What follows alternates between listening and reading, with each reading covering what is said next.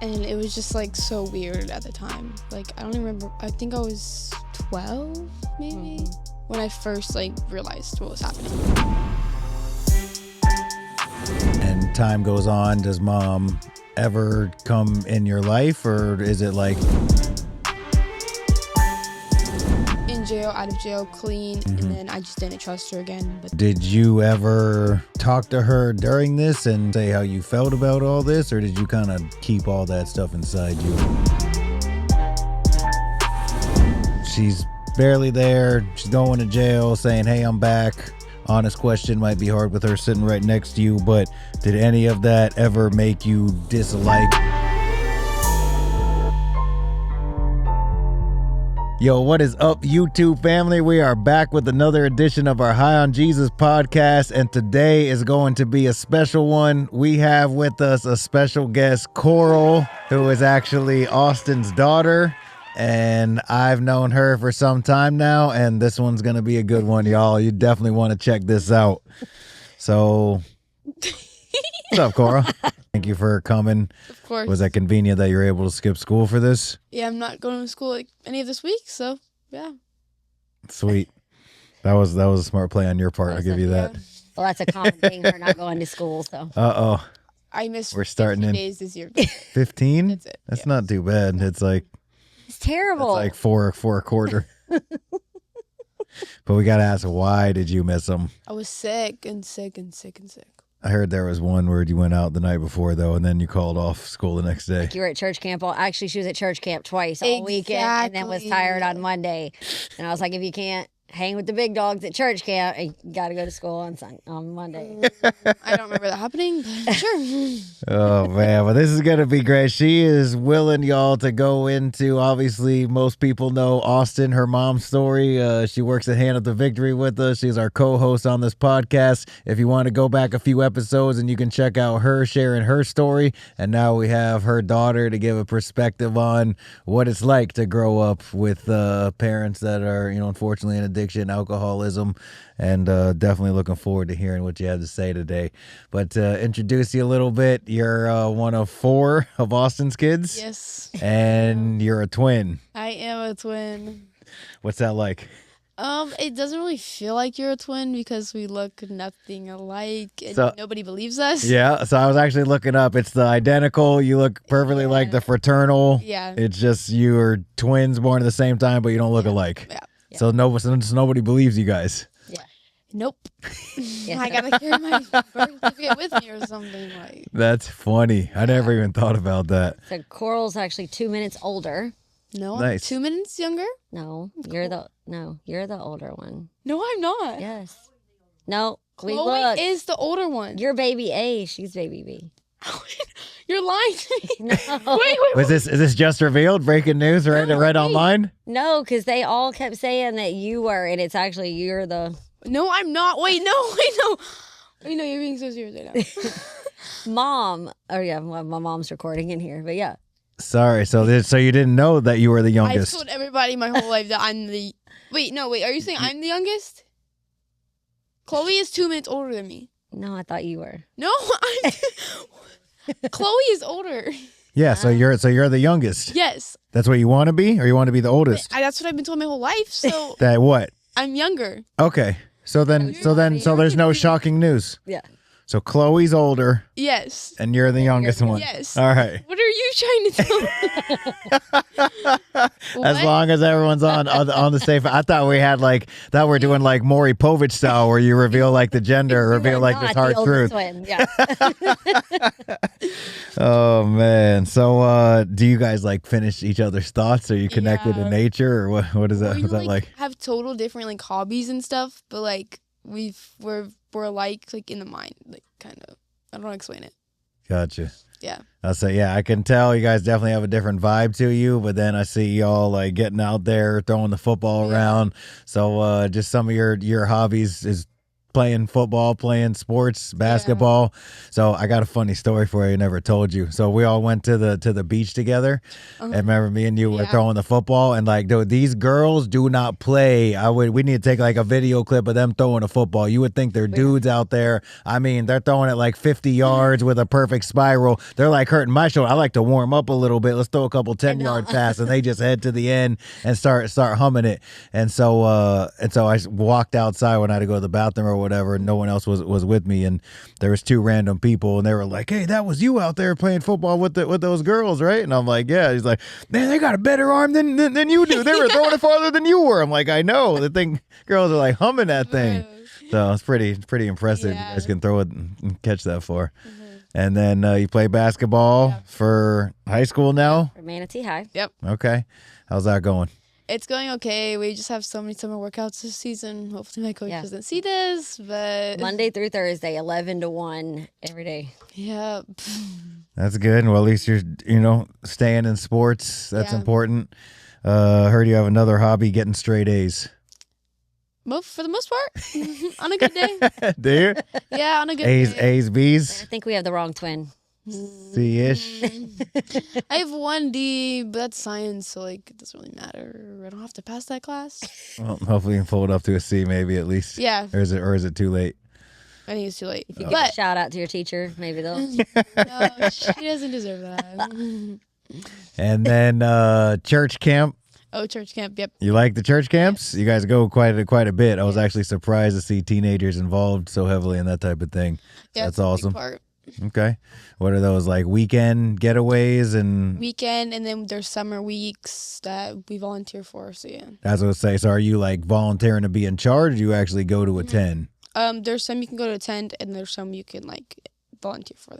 Okay. They're like a junior counselor for the younger ones. Through Nice. theirs. And, they kind of dove in, I guess, when I was still in the midst of my addiction.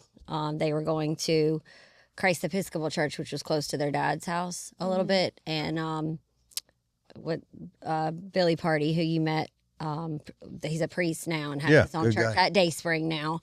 But he really took a part in their lives when I was still out there, and got them into Dayspring. And here we are many years later, and they're still a big part of it. And if they don't register, they reach out and they're like, are the Culhane kids coming?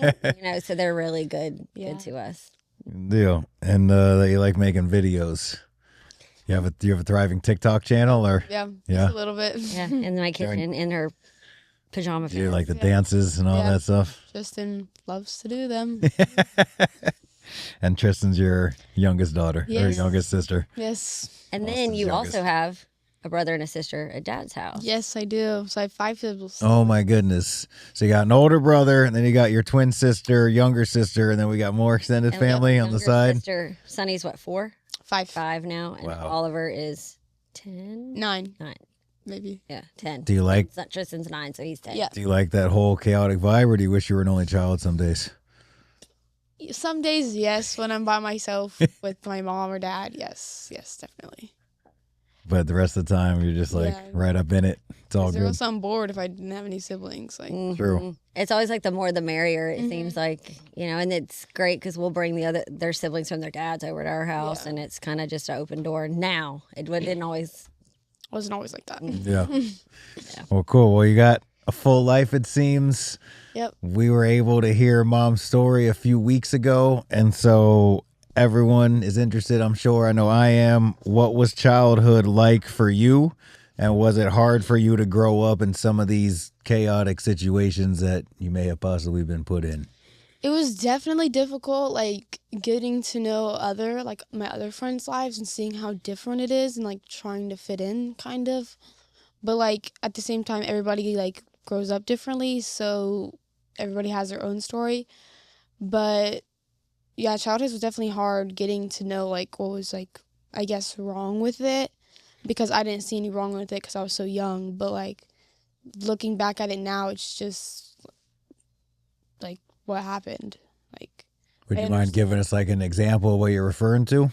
Like when I figured out my mom was actually like kind of like, when did you figure out, all right, something's going on here that's not quite right? Yeah, it was like, I keep saying like, but it's all right. We did it too in the beginning. Yeah. When I first figured out that she was like going to the neighborhood all the time and getting stuff, and I was like, that's kind of fishy, but I don't know what's going on. And then I just like saw people doing it too, and I was like, maybe this is normal, but it definitely wasn't. It was just the environment I lived in at the time. Was it drinking or talking about other stuff? Like drugs and stuff. But it was also doing drinking. it in front of you? No, the alcohol was in front of me, but not the drugs. She thought she was sneaky with it. Yeah. He just eventually put together, all right, her and other people around me are looking like they're not in their right mind and they're doing something. Yeah, and I was always talking to my siblings, like my older ones, my twin sister, my brother, and I was like, yeah, I think something's going on. And they're like, no, definitely not, definitely not. They were trying to say no, but I was the only one that was actually realizing it until they came to, like, the observation that she actually is. Yeah. Yeah.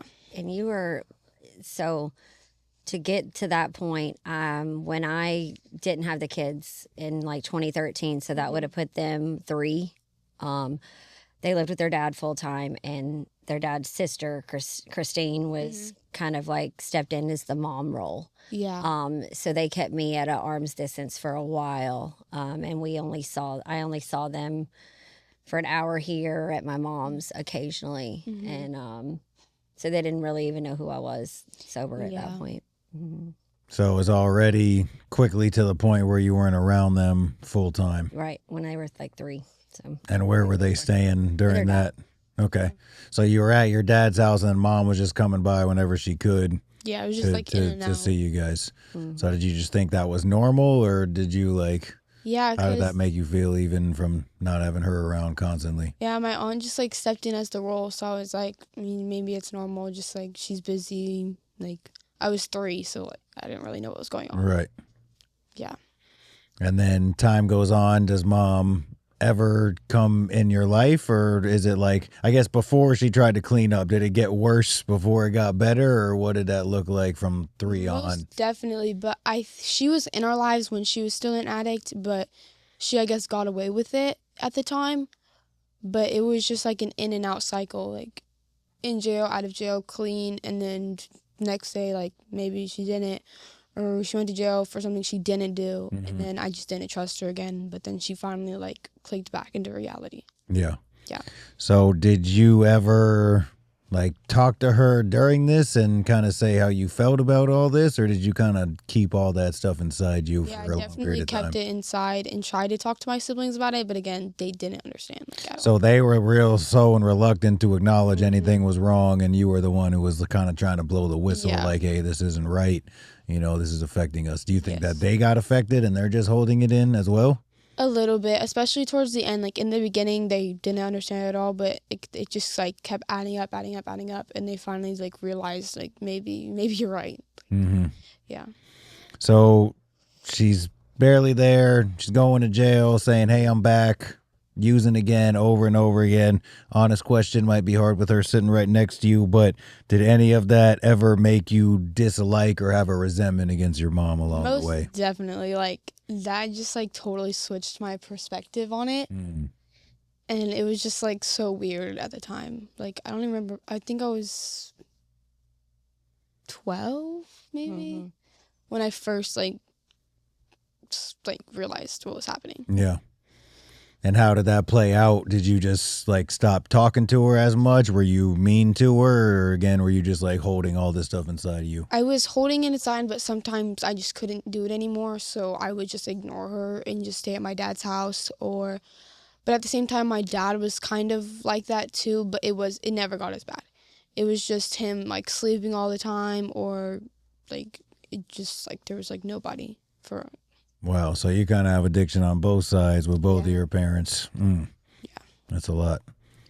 There was a common, like, you know, C and John were always there. Oh, yes. You know, so that's my mom and my stepdad. So anytime I was in the midst of my selfishness and addiction, C and John would always show up to take them to church. So like they made sure that the holidays were planned in place. You know, they would step in at Christmas and birthdays. So... Well, thank God for them being the backbone. Because that was the only normal, I feel like, that they knew. Billy didn't know his mom. her dad didn't know his mom for a while. You ended up meeting her way later. Yes. Yeah. Thank goodness for my mom and John, because that was their only normal side of childhood, I feel like. And my, and my Mimi and hey, y'all, you've heard us talk about our nonprofit Hand Up to Victory. I am here to tell you that it changed my life. I don't know where I would be without it. So below is a link to handuptovictory.org. Please click on that link and go to the donations tab. You may save a life, change a life. And I am living proof. So handuptovictory.org. Please donate if you can. What would be the most chaotic moment you can remember? Probably moving all the time. I was like moving all the time. Like, it's not even only with my mom, but with my dad. I was in and out of houses. Well, we were stable for like a good 6 years, but then it was just like, whoa. Like, was that because he was spiraling out of control too? Was that why you guys had to keep moving over and over again? Or what was the deal with the moving? Was it financial reasons? Well, Billy and I, when we started dating, we moved in together very quickly. That was back in 2004. Mm-hmm. And before them, obviously, we would always find a bigger, better place, cheaper, closer to the beach. So it was like every August, we'd move. So I don't know if that was something that was normalized. We had Beckett in 2009, and then we finally found a much larger house off the island, and we stayed there for 3 years until he and I split in 2013. But then Dad moved. He stayed there a couple of years and then moved in closer to their school. But it was just always, me, I was dating this guy and we'd move in together. Then I'd move in with this guy or let them move in with me. So wherever home base is where they would come visit, there was no consistency. So their foundation was rocky through the whole first part of our lives. I think just in the last year and a half, it's finally pretty stable. Yeah. Good. So everyone can understand, she's in and out of jail, but then there's this period of time where she was sober for 4 years, right? And then unfortunately relapse after that. So maybe like that was the time right before this, but how was life during that time when she was sober, and then how did it make you feel when she relapsed yet again? I don't remember it that much, but I think it was just like I finally like realized like things are gonna be okay, but then it quickly wasn't, kind of. Were you guys spending more time together during that 4 years? Yeah, and then her boyfriend, Jimmy, right? Yeah, the boyfriend at the time was just like, he was nice, and then like it just changed a little bit, and then things just kept changing. His family moved in with us too. Yeah. There was a lot of there was like 10 of us living in a 3-bedroom. Oh, wow. It was a lot of chaos. We made it work, but yeah, it was. Do you feel like life got better during that time frame, or was it still? It was still rocky. Something was off. Something was definitely off, and I knew it was, but I just couldn't like mark what was wrong with it. You got any? Yeah, I mean, it started, when life got hard. It was just, I was working at the dealership then, and I was working in Brandon or Riverview. And I'd start with the O'Douls, thinking I was, I could have an O'Douls, and then it started with the Mick Ultra, and then, one thing led to another. Jimmy, unfortunately, relapsed. I let him come back. After that, it wasn't the same. We ended up breaking up. We moved. We lost that house. We had to go move, and then it was like the cycle of addiction just started. I kept. It felt like I was just trying to hold it all together so no one could see that I was back out, and the mask wasn't thick enough, I guess you could say. And I knew what it was going to cost me, but I didn't have the tools. I graduated drug court. I had done all the right things, checked all the boxes, but I still didn't learn anything of like how to actually heal from the trauma and all the things that I put on my kids. I didn't. And like, honestly, how does that make you feel? Like, she's back for a minute. Okay, maybe this is it. And then yet again, the same thing.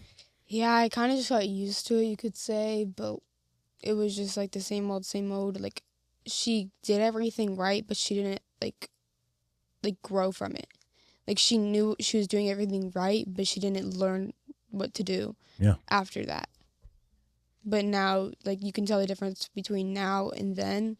She grew from our mistakes, but she was still in the mistakes, but doing everything right. It's good. So that's what I was going to ask. So this time, to lead into where we're at now, she's sitting in jail doing science projects over the phone with you guys. I would assume saying, hey, you know, I'm back or I'm going to be back soon. What's going through your mind at that moment? Like, oh, yeah, we'll see how long this lasts. Or do you just like give her another chance? How does it work inside of your head? I think I knew it was going to actually grow from it because if I remember correctly, every time she was in jail, it wasn't for that long.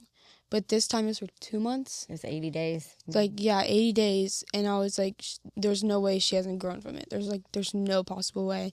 And like my grandma, she would always tell me like she's actually doing good. Like she's around the right people and everything was going good. And then she brought up High on Jesus. And I was like, yeah, maybe this is the right time. All right. Yeah. I can remember that was like the most consistent I had ever been because I called them every single day.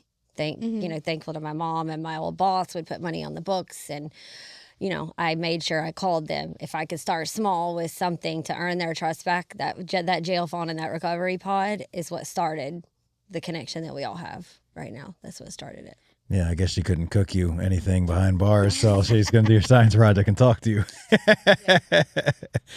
Good stuff. So then it's like, hey, maybe this is real this time. She's got, the faith aspect to it. Kind of interested in that myself because, faith seems to be like a big part of your life. So what's a moment where you knew God was real to you personally, not just because your family believed or tried to get you involved with that type of thing? Yeah, growing up in church, like, I just knew I had to do it, but again, I didn't learn anything. Like, I was learning about it, but I didn't understand it until probably Bayside. When I went to Bayside, I started to, like, grow with Christ, not, like, learn about it. And just seeing, like, I was just actually growing and I could feel the change.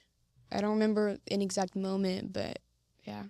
I can remember that switch happening when they were like, are we going to church today? Like, it wasn't just, are we going to church? Like, they getting excited to go and liking the teachers. I mean, the playground, I'm sure, had some part in it. But their teachers, I ended up sharing with them, like, I was an absent parent. I kind of let them in a little bit because I usually wanted to be the perfect parent. I didn't want their teachers to know that there was anything, that I was hiding anything.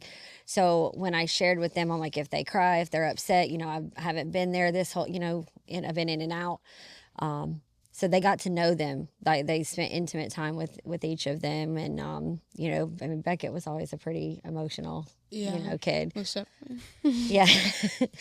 Sorry, Beckett. But, yeah, I think that's when that my faith changed too, when I was at Bayside. And that was when Bayside was still at the school. Yeah. That was before they built the North River building. So we were really intimate in that cafeteria at I forget the school over there in Buffalo Creek is where they were at. And we got to know each other by first names. It wasn't the big Bayside that you go in and you get lost, so we built a family. There's satellite churches there when it first started in Parish. That's good stuff. Yeah.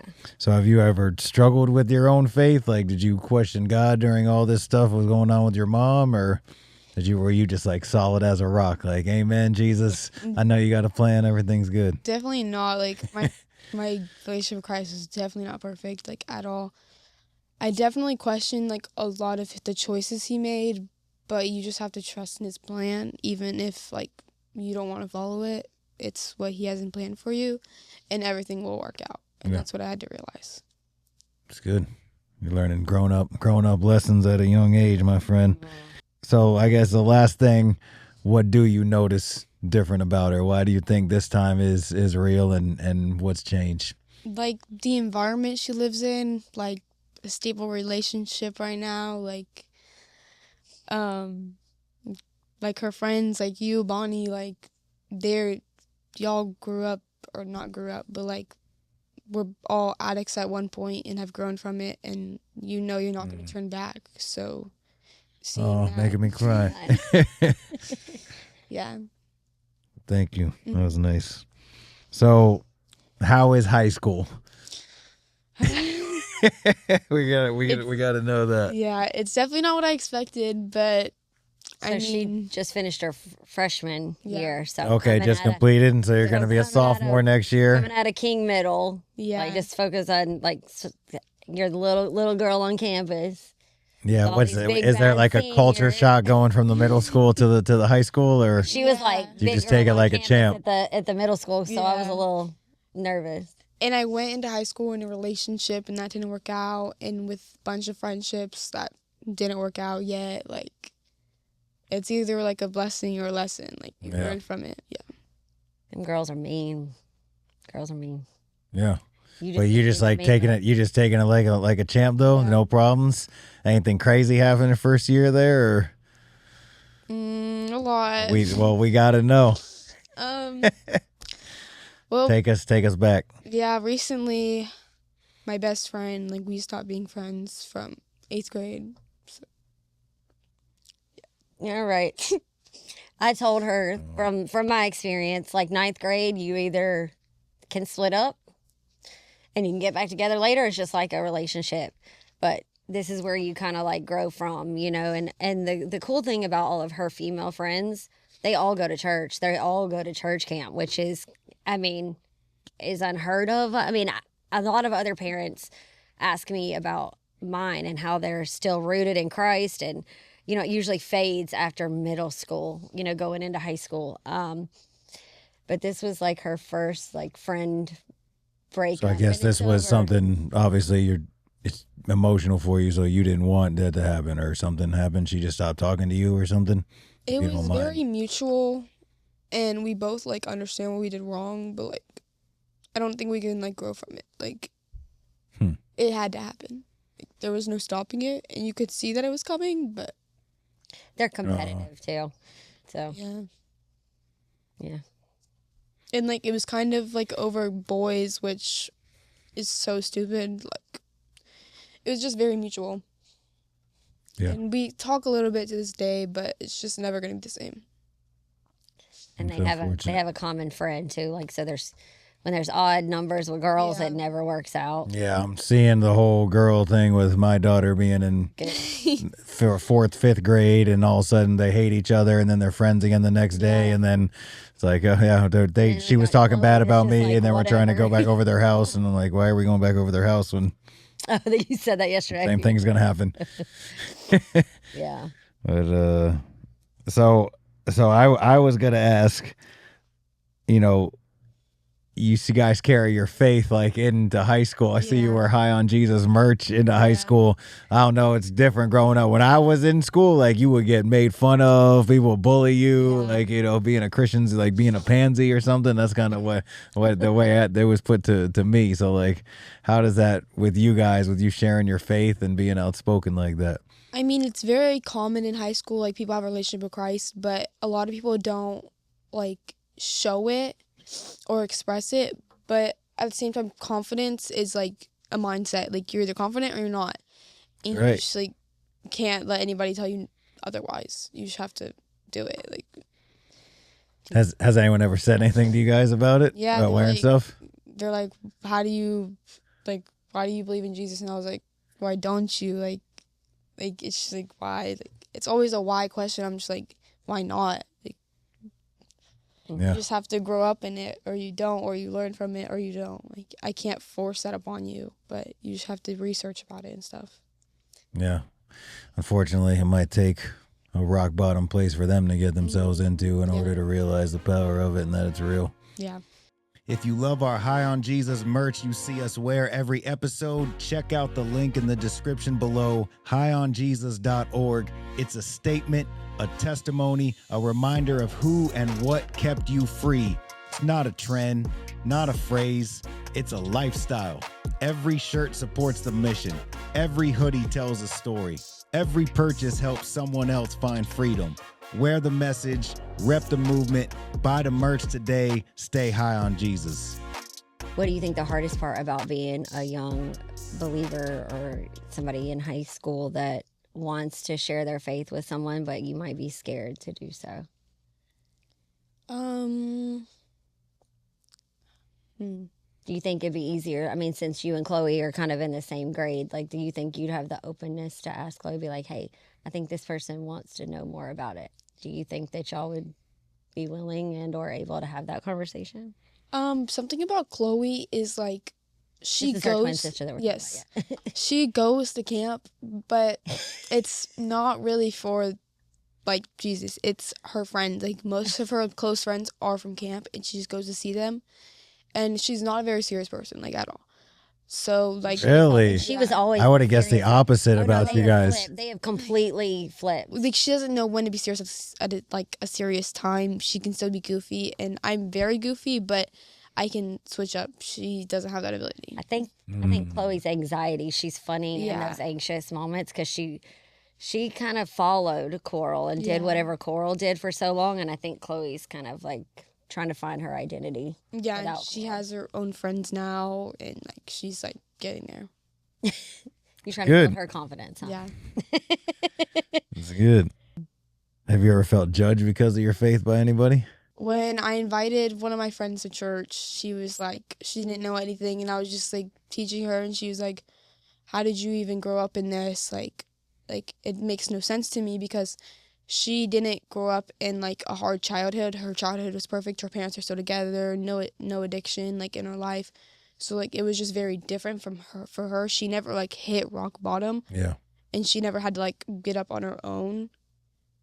She always had her parents or siblings or anything. Like she had that like stability or whatever. And she was just always asking questions, and then she finally like saw from my perspective, so she like understood where I see my faith from. That's good. Mm-hmm. Inviting people to church. Oh yeah, we already get one row. We'll take a whole nother one. If you had to say one lesson that you've seen from me in my recovery, what have you learned from my past or my mistakes? Surround yourself in the right crowd. Like you learn stuff from other people. Like you like, what is that word? Like environment.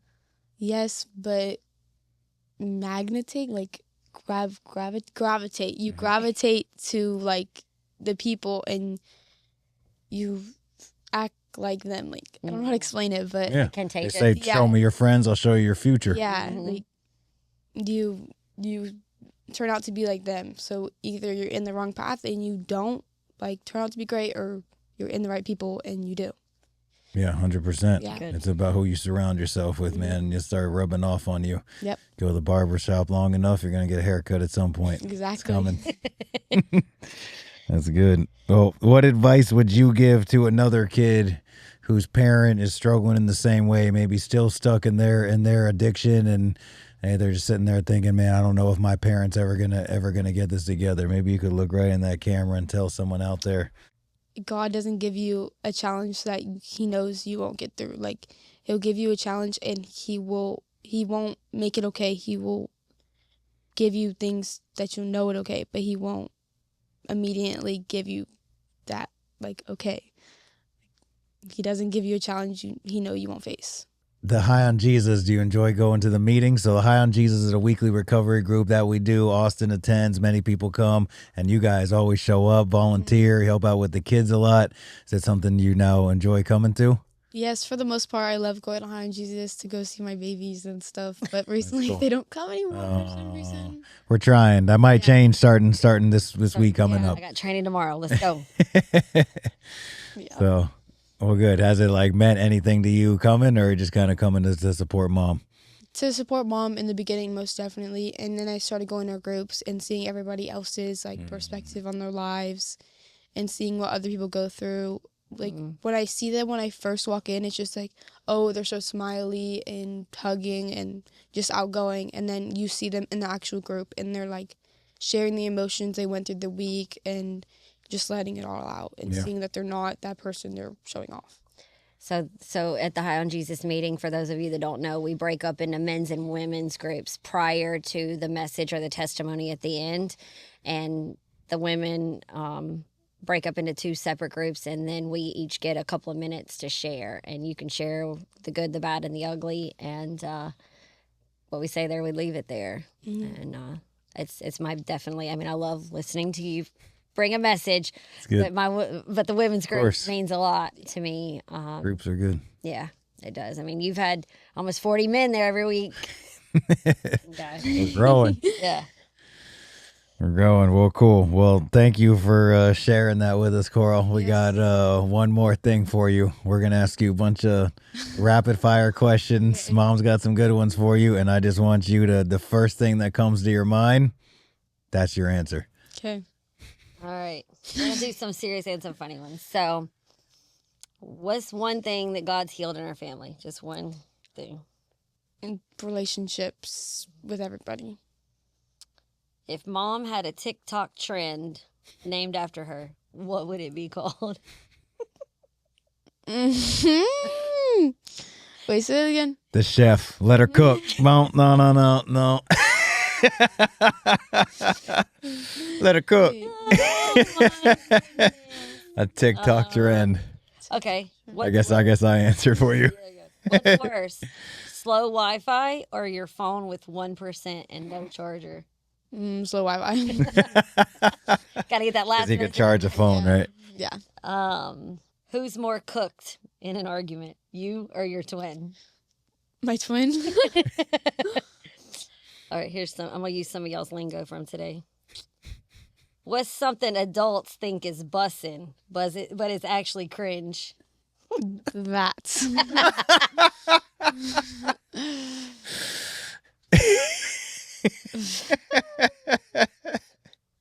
I can't wait to share this with your friends. Oh, man. What trend needs to be left in 2025 immediately? Whatever that was again. 6'7". Yeah. 6'7". That one, I guess. I thought that was Riz. No, I'm just kidding. Okay. What's more exhausting, homework or Snapchat streaks? Listen, this girl. Speaking of church camp. Oh. They're not allowed to have cell phones. Oh boy. So, like, they'll leave their phones with their brother, so they don't miss their streaks. You're kidding. Because I have like 1,000. It's like streaks. Yvonne with her Bible app streak. Yeah. It's you send a picture and like each day, and I have 1,000 streaks. In like 1,000-day streaks, so I don't want to lose. So this is priority now. Yeah. Yeah. What an ingenious marketing team. I got to shake the guys in the Snapchat boardroom's hand, man. They're on the app every day because they don't want to break the streak. If I'm not mistaken. Yeah, I'm good. I can't keep up with that. That is ingenious move on their part. Kudos to them. If you had to pick something that your generation is low-key addicted to, what would it be? Well, phones, obviously, but I think that's not great answer. Are you addicted to your phone? No, I know when to get off of it. You actually do. I'll give you that. Out of any of the like kids like your age, I see you on the phone the least, so I'll give you props for that one. And my phone sucks, so. Yeah. I heard you're trying to ask Santa for an iPhone. Yeah. Who's Santa, Brian? If you like that episode, there's more where that came from. Check out any of these 2 other episodes, subscribe to the channel, and hit that notification bell so you always are informed when we drop something new.